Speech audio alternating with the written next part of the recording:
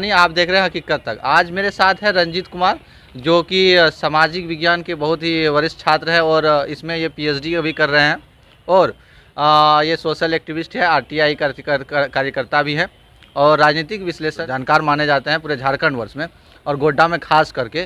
तो आज मैं इनसे चर्चा करना चाहता हूँ 2024 के इलेक्शन के बारे में। आप अपने बारे में कुछ बताइए रंजीत।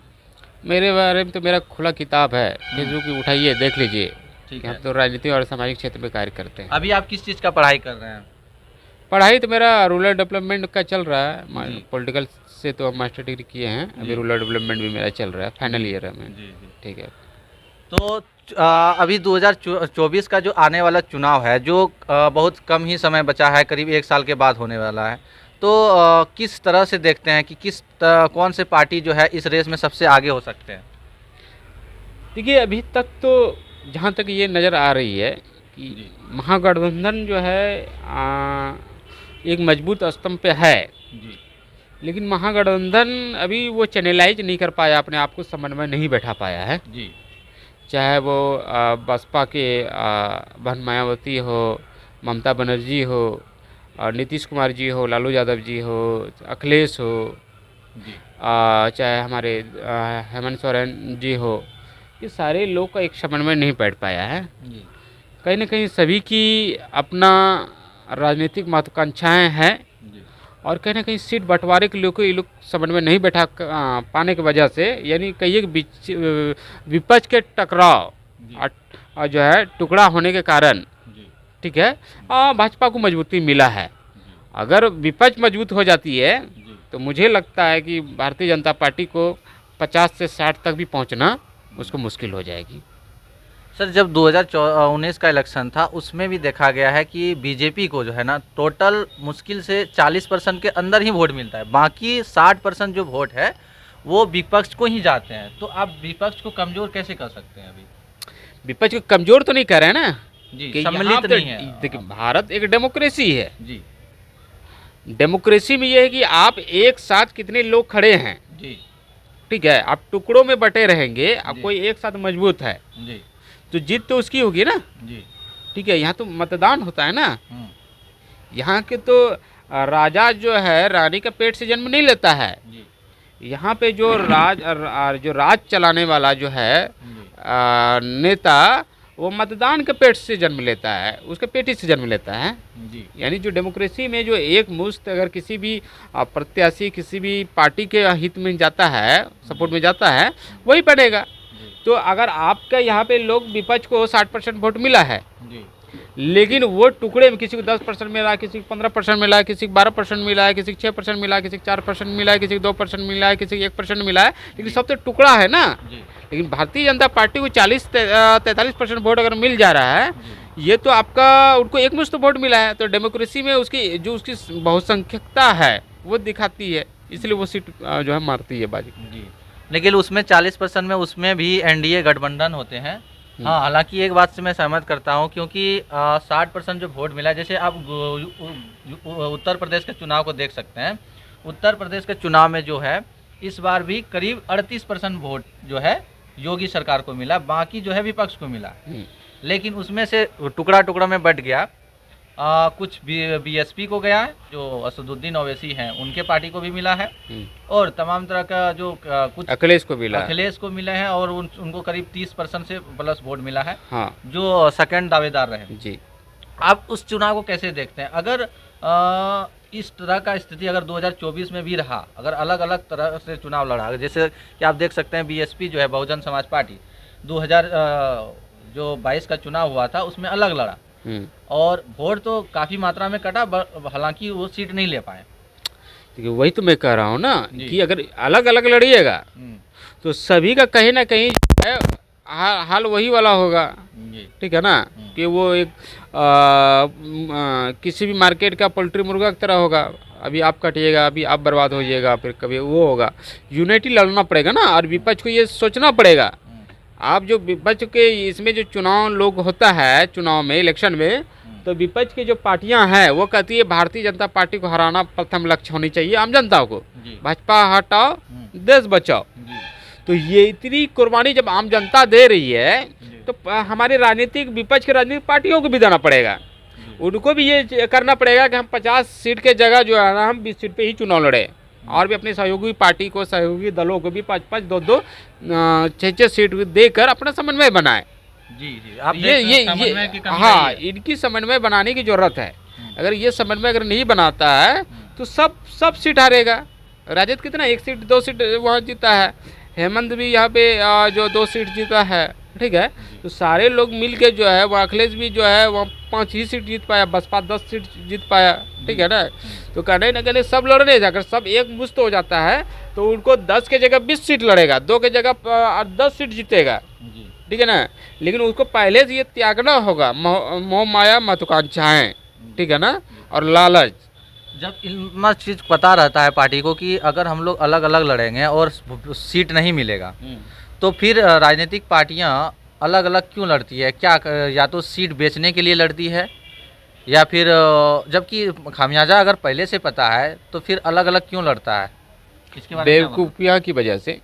अच्छा, ये लोग ग्राउंड लेवल में स्टडी नहीं करता है जी। पीआर कंपनी, किसी पीआर कंपनी को, किसी भी आसपास के गिर्द में घूमने वाला व्यक्ति से, ठीक है ना, वो सीधा संवाद जो है उनके माध्यम से करता है। और जो लोग उसके आसपास में लोग हैं जो बंद कमरा में एसी के बंद कमरा में बैठ के वो लोग डिसाइड करता है पॉलिटिक्स को ऐसे करना वैसे, ग्राउंड लेवल में नहीं। कहीं ऐसा तो नहीं है भारतीय जनता पार्टी जनता को उसके हिसाब से वो काम कर रही है, ठीक है ना। वो सर्वे कराती है कि जनता को क्या चाहिए, रिलीजियस प्ले डाला, रिलीजियस के आधार पे किया, उसके आधार पे पॉलिसी बना रहा है, उसके आधार पे लोग को तैयार कर रहा है। तो विपक्ष को भी उस आधार पे काम करना है। विपक्ष एक हो जाएगा तो हमको बता रहे हैं कि भारतीय जनता पार्टी को 45 से 60 सीट भी लाने में उसको जो है। आप इस चीज़ को कैसे देखते हैं? क्या लगता है कि आप राजनीतिक के विश्लेषण भी है तो ज़्यादातर चुनाव में ये देखा जाता है कि जैसे कि अखिलेश की भी जो पार्टी थी समाजवादी पार्टी, वो पूरे 400 सीटों पे चुनाव लड़ाए, कोई कुछ पार्टियों को सम्मिलित करके, जिसका उसका फायदा भी मिला है। वहीं देखा जाए तो बहुजन समाज पार्टी जो है पूरे 400 सीटों पे लड़ा और उसका खामियाजा उनको भुगतना पड़ा। तो कहीं ना कहीं सीट जो ज़्यादातर अगर चुनाव के लिए मैदान में उतारता है तो उनको सीट बेचने का एक अपॉर्चुनिटी मिलता है, और ये हर 5 साल के बाद आता है। तो राजनीतिक पार्टियों के जो जिम्मेवार होते हैं मुखिया, तो कहीं ना कहीं वो सीट बेचने के लिए करते हैं क्या? आप कितना इत्तेफाक रखते हैं इस चीज़ से? देखिए, सीट बेचने से ज़्यादा फायदा है उसको, क्योंकि अगर कुछ विधायक सांसद जीत जाता है तो उसमें उसको ज़्यादा प्रॉफिट है, ठीक है जी। लेकिन ये सीट बेचना, ये सारी चीज़ें ये तो नहीं है ना, ठीक है। कहने का मतलब ये है कि उन लोगों को ये ज़मीनी हकीकत मालूम नहीं रहता है, क्योंकि ग्राउंड लेवल में उसका जो कैडर और नेताओं के बीच, पार्टी के नेताओं और कैडर में समन्वय बैठता नहीं है। पार्टी के नेता अपना भोकाल में रहता है कि हम ये हैं वो हैं, आम कैडर से संवाद नहीं रहता है। कैडर भी ग्राउंड लेवल पे काम नहीं करता है उनका, नेताओं को से असंतुष्ट होकर नेता उसको गलत सलत जो है अपने राष्ट्रीय अध्यक्ष जी को बताते हैं। तो सब अपना ही बंद कमरा में ही जो है कोई सीएम पीएम और आदि जो है आपका मंत्री जो है अपने आप को डिसाइड कर लेता है। तो पार्टी की बुरी हालत यही है। अब गाँव तक में कभी नहीं चला, ये लोग का कैडर कैंप नहीं चला, पहले चलता था, लेकिन अभी तक गांव लेवल में कैडर कम नहीं चला, गांव लेवल में काम नहीं होता है, बूथ लेवल में लोग का आदमी नहीं है, ठीक है ना। बीजेपी के पास मीडिया है, कैडर है, प्रोपगंडा है, हर चीज़ उसके पास है, अंधभक्त है। सब देश विश्व में सबसे बड़ा अंधभक्त तैयार करने वाला कंपनी जो है वो भारतीय जनता पार्टी बना है। अभी के डेट में उसके अंधभक्तों के पास खाने के लिए सुबह क्या कमाएगा क्या खाएगा उसके पास वो ठिकाना नहीं है। माँ डेली गाली देता होगा, बाप डेली गरियाता होगा, मारता होगा, लेकिन आज भी महंगाई इतना रेट बढ़ गया है और सब्जी कहाँ से आएगा, तेल कहाँ से आएगा। मोदी समर्थक को, अंधभक्तों को ये जो है ये चिंता है उसके माँ बाप को, लेकिन अंधभक्त को चाहिए मोदी सरकार। मोदी सरकार यानी अंधभक्त। तो जो लोग मोदी समर्थक होते हैं आप लोग उनको मोदी भक्त कहना, अंधभक्त कहते हैं। तो अंधभक्त कहने का क्या कारण है?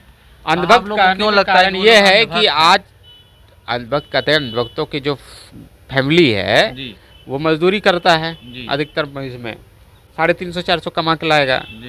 तेल जो है 50 रुपये केजी की जगह 200 रुपये केजी हो गया है। प्याज का रेट बढ़ गया है, गैस सिलेंडर का 400 के जगह जो है 1200 हो गया है, ठीक है ना। इतना महंगाई होने के बावजूद 50 के जगह पेट्रोल के जगह यहाँ 100 रुपया हो गया है। इतने महंगाई होने के बावजूद भी आज भी अंधभक्त से अगर आप पूछिएगा तो कहेगा हमको मोदी सरकार चाहिए, हमको कुछ नहीं इसलिए आप उनको अंधभक्त कहते हैं क्योंकि उनको महंगाई नहीं दिखती है। अंधभक्त भी जो है ना, अंधभक्त एक ऐसा प्राणी है जिसके ऊपर सोचने समझने की शक्ति नहीं है, उसके ऊपर सोचने समझने की शक्ति नहीं है, वो दिमाग का यूज नहीं करता है। कहिए कि दिमाग में उसका गोबर भरा हुआ रहता है अंधभक्तों का, ठीक है, उसका ब्रेन काम नहीं करता। दिमाग में बोलते हैं गोबर खा भरा हुआ रहता है। तो कुछ कुछ लोग जो है अनपढ़ है इसलिए अंधभक्त है, पढ़े लिखे लोग भी जो है मोदी समर्थक, और उसको भी आप अंधभक्त बोलते हैं। ठीक है, पढ़े लिखे लोग से यहाँ पे ये तात्पर्य ये है ना कि आज का एजुकेशन क्या है। भगत सिंह ने कहा कि क्या हम लोग कलर की शिक्षा ले रहे हैं जी, या मानवतावादी जो है शिक्षा ले रहा है। जी, आज के डेट में जितने भी लोग पढ़े लिखे जिसको कह रहा है ये कलर की शिक्षा है। मतलब आज उनको वो मैथमेटिक्स पढ़ लिया, अकाउंट्स पढ़ लिया या कुछ भी इतना पढ़ लिया कि वो कंपटीशन एग्जाम प्रतियोगिता जो एग्ज़ाम पढ़ लेगा, लेकिन सामाजिक उसको ज्ञान नहीं है कि समाज कैसे चलेगा, घर कैसे चलेगा, संसार कैसे चलेगा, देश कैसे चलेगा, देश का दूरगामी परिणाम क्या होगा, दूरदर्शिता एक सोचने समझने की शक्ति नहीं है, ठीक है। तो हिंदू राष्ट्र चाहिए, इसके ऊपर क्या क्या बताना चाहते हैं? हिंदू राष्ट्र पहले चाहिए, तो कहने मतलब कि हिंदू राष्ट्र में SC ST OBC की स्थान क्या होगा, SC ST OBC का स्थान क्या होगा। तो हिंदू राष्ट्र में लोग खुश नहीं रहेंगे क्या? हिंदू कहाँ से हुआ? अच्छा, हिंदू धर्म में 4 वर्ण व्यवस्था है। जी, ब्राह्मण पाला सबसे श्रेष्ठ, जी, उसके बाद क्षत्रिय हुआ, जी, फिर वैश्य हो गया, उनके बाद शूद्र हो गया। तो ब्राह्मण का काम है जो भी है आपका पढ़ना लिखना या शासन व्यवस्था चलाना, राजपूत का काम है जी। पहले था, अभी कहाँ है? पहले था भैया, तो अभी इसलिए नहीं है ना कि भारत का संविधान है जी। तो भारत का संविधान को हटाओगे तब तो हिंदू राष्ट्र आएगा जी।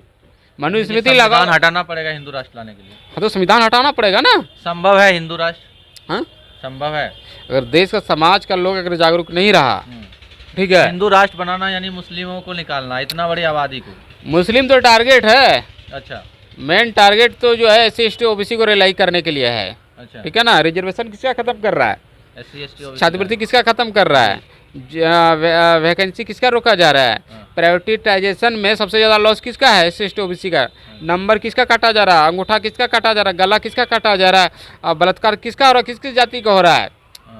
आप कभी आप एक आंकड़ा NCRB का रिपोर्ट देख लो, ठीक है, तो सबसे ज़्यादा लॉस जो है, सबसे ज़्यादा अत्याचार SC ST OBC पर है, जी, जी, ठीक है। वो तो भारत का संविधान लागू होने के बाद ये भी जो है ये जारी है। जब भारत का संविधान जबकि प्रोटेक्शन देती है SC ST OBC को, ठीक है, जब संविधान नहीं रहेगा उसके बाद तो फिर आप देखिए कि किस तरह जाते कि आप कहना चाहते हैं ये सिर्फ ढकोसला है एक तरह से, और इस तरह का कुछ नहीं होने वाला है, बस टारगेट SC ST OBC के सारे अधिकार नाम पे लिए जाएंगे। और मैं कह रहा हूँ कि अगर हिंदू राष्ट्र बनाते हो तो ये तुम ये क्लियर करो कि आपका SC ST OBC हिंदू राष्ट्र में किस स्थान पे रहेगा, ठीक है, उसका स्थान क्या होगा। अच्छा, ये देश तो सभी लोगों का है, इस चीज़ को आप कैसे मानते हैं कि एक ही समाज का क्यों होगा ये देश? पहले होगा ही नहीं ना, ठीक है। देखो बात ये है कि आपका ये जो कुछ लोग परसेंट है ना, वो जो राज पे शासन कर रहा है वो मात्र 2 से 2.5% है, 3% लोग हैं। 2-3% सिर्फ ब्राह्मण है, तो ब्राह्मण को ही बताना चाह रहे हैं। ठीक, अब देख लीजिए, वो आपकी वो आपके एनालिस्ट है, ठीक है, लेकिन हाँ वो आपकी स्टडी के वो लोग कर रहा है, तो वो लोग जाति ठीक है, और भी लोग है उसमें, जो भी लोग है नेशनल सेक्रेटरीट में देख लो, स्टेट सेक्रेटरीट में देख लो, बड़े बड़े जगह देख लो, बड़े नेताओं का सेक्रेटरी देख लो, ठीक है ना।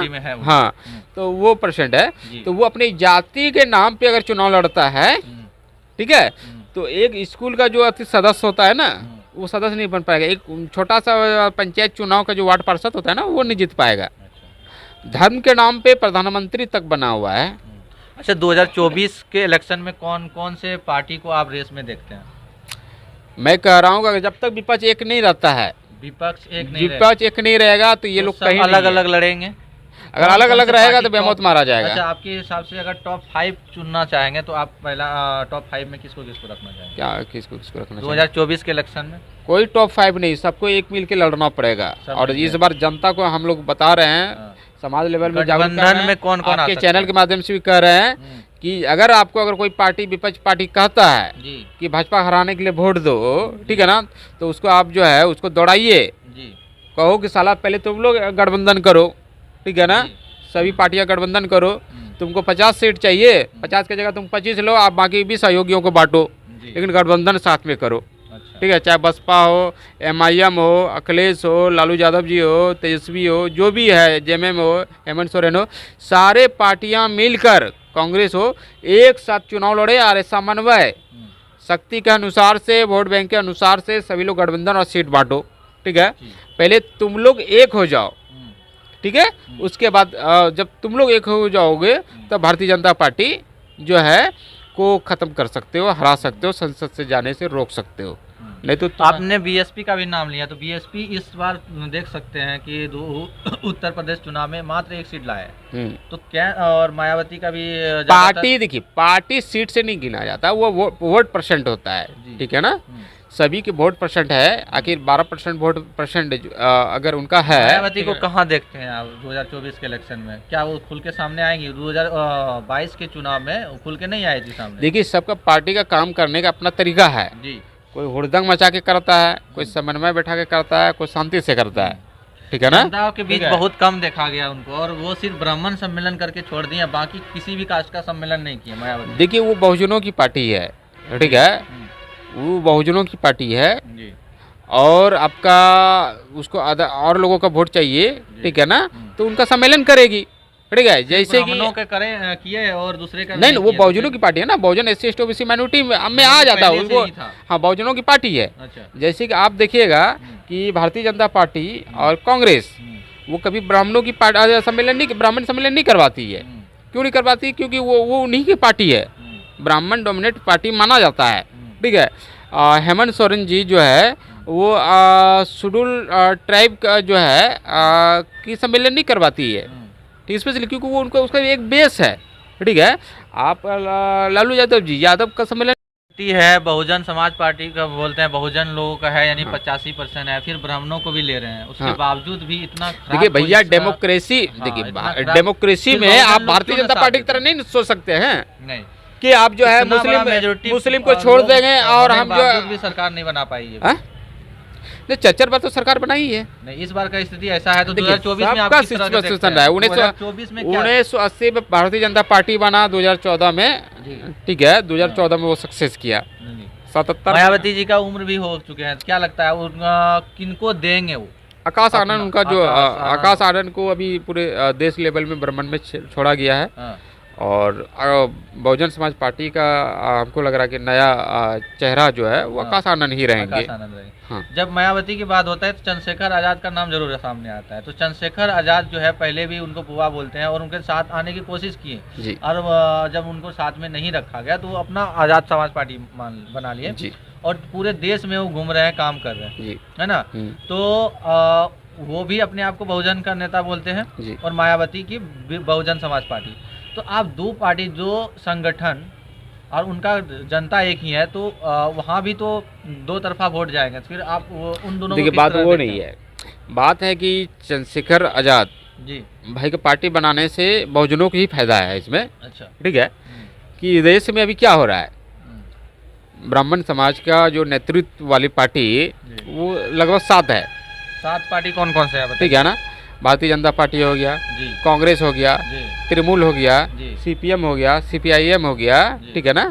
तो क्या है कि अभी क्या देश में अभी जो 70 वर्षों चलते आया कि भारतीय जनता पार्टी से लोग छोड़ा तो कांग्रेस में गया। उन पार्टियों से आम आदमी पार्टी को अलग रखते हैं आप?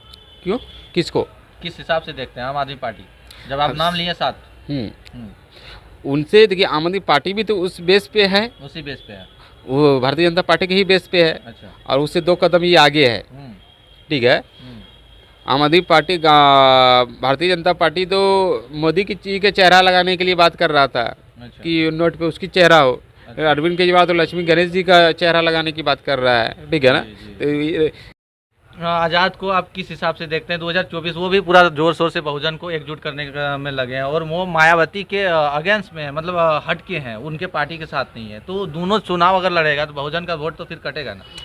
देखिए बहुजन का अभी ये है ना, देखिए जो ग्राउंड लेवल में जो वोटर्स है जी और खासकर कास्ट वोटर्स है, जी वो ये देखता है कि मेरा कौन सा सीट, कौन पार्टी कौन सीट निकाल सकता है। जी जिस जगह पे लगेगा कि बहुजन समाज पार्टी ये सीट निकाल सकती है, मजबूत दावेदारी में है, जी।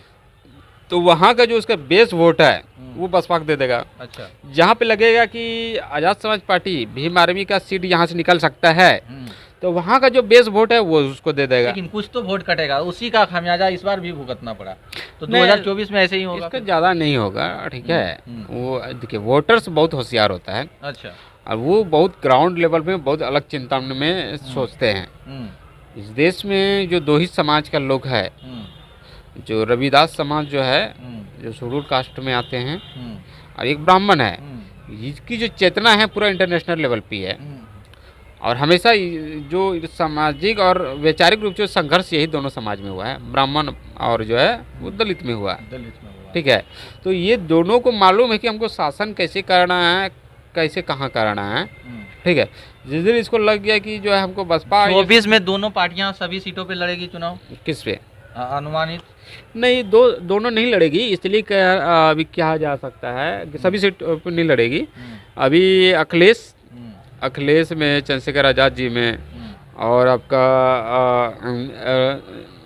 राष्ट्रीय लोकदल में, ठीक है, जैन सिंह है, ठीक है।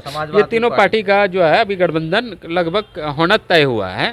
और तीनों के अभी से सामूहिक दौरा चल रही है। एक पार्टी तो वो हो गया, एक बीजेपी रहेंगे, एक कांग्रेस तो रहेंगे, बीजेपी रहेंगे, और आम आदमी पार्टी भी इस रेस में आ रहे हैं। उसको किस तरह से देखते हैं? आम आदमी पार्टी का अभी तो यूपी, बिहार, झारखंड में कहीं नहीं है, ठीक है। लेकिन देश में तो सभी लोग केजरीवाल को पीएम पद के तौर पे देखने लग गए हैं। देखिए देखने का तो क्या करिए, अखिलेश भी अपने आप को प्रधानमंत्री मान रहा है, नीतीश कुमार जी भी अपने आप को प्रधानमंत्री मान रहा है। पार्टी जो है कोई सी भी गैर राज्य में चुनाव नहीं लड़ते हैं, लेकिन आम आदमी पार्टी देख सकते हैं 2 राज्य में सरकार बना चुकी है, तीसरी राज्य में लगे हुए हैं अभी। गुजरात चुनाव में देख सकते हैं, हिमाचल प्रदेश में लगे हुए हैं। तो उनका टारगेट जो है, झारखंड में भी कुछ उनका संगठन के लोग काम करने लग गए हैं। तो झारखंड में जो है ना, हर 36 किलोमीटर पे भाषा संस्कृति चेंज होता है जी। यहाँ पे। और केजरीवाल का पॉलिटिक्स जो है वो अभी करप्शन को लेके है जी, ठीक है, एजुकेशन को लेके, जो कि आम जनता को इससे कोई सरोकार नहीं है, मतलब कोई मतलब नहीं है, कोई मतलब नहीं है। वोट के समय उनको जो है उसको अलग तरीके का चाहिए, ठीक है। किस तरह का? हाँ, उनके युवा जो है पेट्रोल की डिमांड करते हैं प्रत्याशी से, नाश्ता की डिमांड करते हैं, ठीक है, शराब का डिमांड करते हैं और भी लोग से, ठीक है। उनको एजुकेशन सिस्टम से, हेल्थ से, आपको डेवलपमेंट से कोई मतलब नहीं है। आम आदमी पार्टी के बारे में बोल रहे हैं आप? नहीं, हम मैं कह रहा हूँ जो कि इस चीज़ों पे कोई भी अगर इस चीज़ों पे बात करेगा वो, तो यहाँ पे क्या चाहिए, वो कास्ट एंड रिलीजियस पे बात करेगा, ठीक है। कास्ट और रिलीजियस में आएगा तो फिर जो है आपका कास्ट और रिलीजन का मुद्दा हमेशा की तरह बीजेपी लेके आती है। और हाँ, बीजेपी आएगी, ठीक है। आम आदमी पार्टी मुद्दा लेके आती है रोजगार का। देखिए ठीक है, रोजगार को लेके आने में इस बार थोड़ा बहुत उसका जो है डेमोशन हुआ है। काम किए हैं, लगता है कि कुछ काम किया। आप दिल्ली कई बार घूम के आए हैं। देखिए अभी तो जितना वो वादे करते हैं कि स्कूल ठीक हो गया है। देश में 2 ही पार्टी है जो कि सोशल मीडिया का बेहतरीन तरीके से उपयोग किया है, भारतीय जनता पार्टी, दूसरा अरविंद केजरीवाल जी, जो अलग लेवल पर प्रोपेगेंडा तैयार किया है, अलग लेवल पे मीडियाबाजी किया है। आज भी देखिएगा कि दैनिक जागरण में, नोटिस में करीब लाखों लाख का जो है ऐड चला है उसमें। यानी पंजाब सरकार जो है ऐड दे रही है, आपका झारखंड तक आ जा रही है, तो ये पैसा कहाँ से आ रही है? कोई तो अपने तनख्वाह से नहीं दे रही है जी। तो पैसा आ रही है तो गवर्नमेंट का आ रही है, और किसी चीज़ों पे आ रही है। सब पैसा तो फिर चोरी का होगा। आम आदमी पार्टी बोलते हैं हम तो 1 रुपया नहीं ये तो कह रहे हैं ना कि जनता जो ज्यादा मीडियाबाजी करके लुभाएगा, जनता उसके मकड़े जाल में फंसते जा रही है।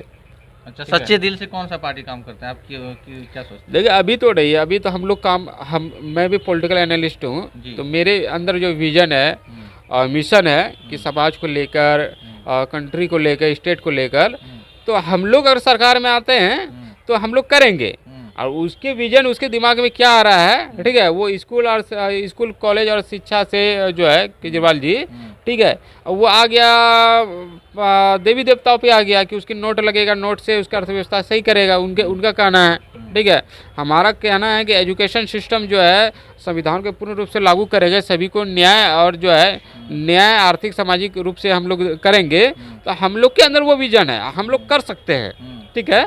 लेकिन उसके अंदर क्या है, उसके दिमाग में क्या चल रहा है, उसके मन में क्या है, वो तो मैं नहीं बता सकता ना, ठीक है। लेकिन उनका आइडियोलॉजी तो अंबेडकर साहब और भगत सिंह है।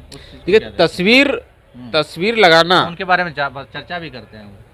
तस्वीर लगाना, मैं तो कह रहा हूँ ना कि जब India against corruption Anna Hazare जी चला रहे थे जी, तो उस समय वो गांधी जी का तस्वीर लगाए थे पूरे आंदोलन में।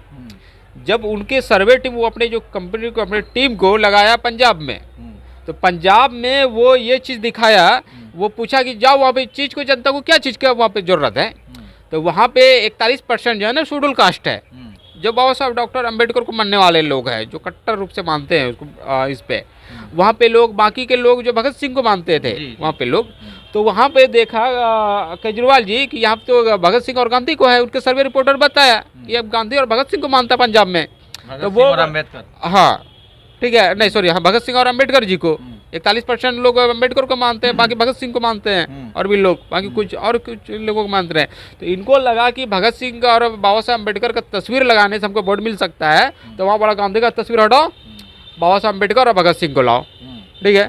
फिर वहाँ से वो गए गुजरात, गुजरात में देखा कि वह रिलीजियस की मुद्दा हो रहा है, बोला अम्बेडकर और भगत सिंह को हटाओ, ठीक है, और लक्ष्मी और गणेश को लाओ, ठीक है। तो वहाँ भगत सिंह अम्बेडकर की बात नहीं हो रही गुजरात में, किसका बात हो रही है, लक्ष्मी गणेश की नोट में तस्वीर लगाने की।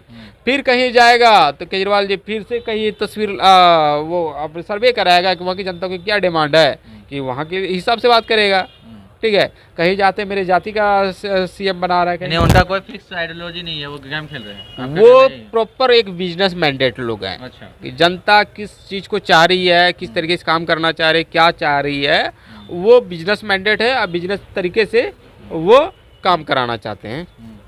शाहीन बाग में उतना बड़ा आंदोलन हुआ, एक भी बार केजरीवाल जी नहीं गए एनआरसी वाला में, तो जान रहा है कि वहाँ जाने से हमको लॉस लगेगा, उसको कहाँ जाने से प्रॉफिट होगा, कहाँ जाने बीजेपी के लोग तो आरोप लगा रहे थे, केजरीवाल के सब लोग थे। मैं क्या कह रहा हूँ कि केजरीवाल जी को ये बिजनेस मैंडेट लोग हैं, जिसको मालूम है कि क्या करने से हमको प्रॉफिट होगा, क्या करने से लॉस लगेगा, ठीक है। और यही बात जो है ठीक मोदी जी में भी है, भारतीय जनता पार्टी में भी, वो भी लॉस एंड प्रॉफिट पे ही जो पॉलिटिक्स करता है, बाकी लोग जो है दिल पे करता है। अच्छा, चलिए, तो ये हो गया 2024 के इलेक्शन के बारे में हम चर्चा कर रहे थे, और 2024 के बारे में रंजीत कुमार जी ने राय दी है कि क्या क्या बेहतर हो सकती है। क्या इन्होंने बताया, बीजेपी का स्थिति को बताया। महंगाई जो है चरम सीमा पे है, लेकिन लोग इस चीज़ को नहीं देख रहे हैं, फिर भी उनको जो है बीजेपी को वोट कर रहे हैं। दूसरी तरफ ये आप जानें कि जो पार्टियां हैं विपक्ष का, महागठबंधन का, सभी लोग एकजुट नहीं है और सबको अलग अलग चुनाव लड़ते हैं, जिसके वजह से उसको खामियाजा ये भुगतना पड़ता है कि वोट तो मिलता है लेकिन वोट शेयरिंग हो जाता है, उसका ही नुकसान जो है उसका फायदा जो है बीजेपी को मिल जाता है। क्या रंजीत, यही कहना चाहते थे? जी। अच्छा, तो लगता है कि इस बार 2024 में और से पार्टियां जो है इस बार सबक लेगी। मैं तो कह रहा हूँ ना कि जनता इस बार पूछेगी कि तुम मेरी एकता की बात छोड़ो, तुम सभी राजनीतिक पार्टी अपनी एकता बनाओ, तभी जीतोगी, ना तो तुम्हारे चक्कर में हम भाजपा को हराने के लिए हम लोग जो तो एकजुट हो जाएंगे, लेकिन तुम ही जिता पाओगे इसकी क्या गारंटी दोगे तुम? भाजपा को हार जाने के बाद सारा सॉल्यूशन हो जाएगा क्या? देखिए सॉल्यूशन नहीं होगा, लेकिन एक कॉमन एजेंडा इन लोग को तैयार करना होगा। अच्छा। सारी चीज़ों पे होगा, ठीक है ना।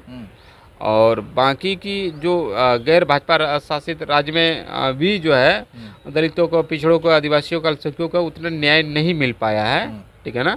ये नहीं न्याय मिल पाना यह सामाजिक बुराइयां हैं, समाज के लोग जागरूक नहीं है कि न्याय ले पाएगा, ठीक है। तो ये इसकी समस्या है, ठीक है। इनको लड़ना पड़ेगा, भिड़ना पड़ेगा, संघर्ष, बिना लड़े भिड़े कुछ नहीं मिलता है।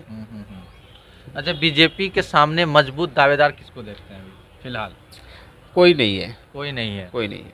अगर एकजुट होंगे तो आप बोलते हैं कि वो कहीं 40 से 45 सीट भी 40 मुश्किल से हो जाएगा, 45 साइड भी बीजेपी को लाना मुश्किल हो जाएगा। मुश्किल हो जाएगा। आप कोई भी चुनाव के रिजल्ट को अगर देखे जाए वोट शेयरिंग का, तो बीजेपी का वोट शेयर मात्र 35 से 40% रहता है, बाकी 60% जो है वो विपक्ष को ही जाता है। तो रंजीत जी इस चीज़ से इत्तेफाक रखते हैं कि अगर इस तरह हुआ तो एकदम 40 से 50 सीट भी लाना सीमित हो जाएगा वो। अच्छा रंजीत जी, झारखंड के चुनाव को किस तरह देखते हैं? 2024 में भी 2000 झारखंड का भी चुनाव हो रहा है, यहाँ क्या स्थिति को के बारे में क्या, आप खुद झारखंड के हैं और झारखंड में हर जगह भ्रमण करते हैं, सभी पार्टियों से लगभग रिलेशन है आपका।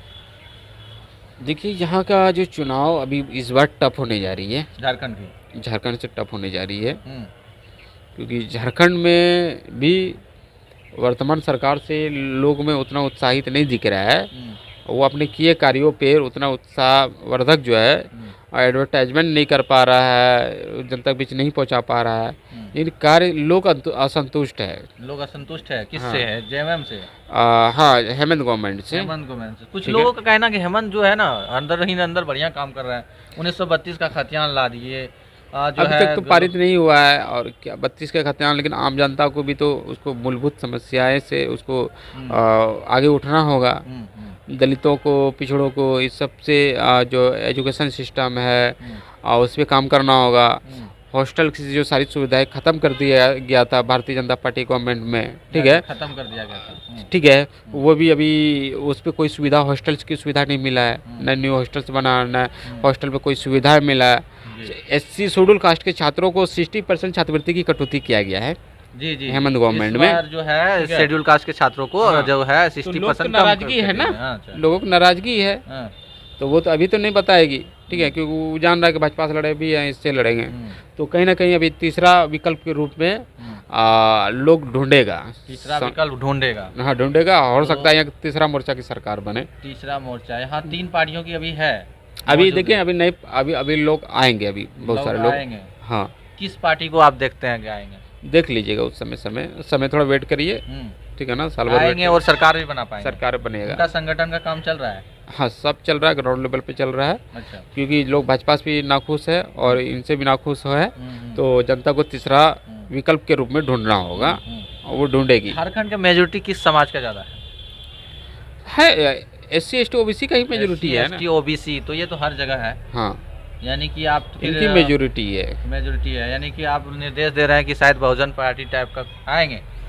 देखिए कुछ भी हो सकता है, आप देखिए, वेट करिए, देखिए, चिंतन करिए, ग्राउंड लेवल पे जाइएगा तो पता चलेगा, ठीक है, कि लोग संतुष्ट असंतुष्ट की जो है कहाँ कैसे कितने % पे है, ये आपको पता चल जाएगा। चाहते हैं मेरे चैनल पे आप आते हैं और आपके लोग भी बहुत देखते हैं, देखिए मैं कहूँगा हकीकत तक न्यूज़ को आप सभी लोग ज़्यादा से ज़्यादा सब्सक्राइब करें, लाइक करें, इनके वीडियो को आगे बढ़ाएं, प्रमोट करें, ताकि आप तक हकीकत न्यूज़ पहुँच सके। हमारा न्यूज़ हकीकत लगता है आपको?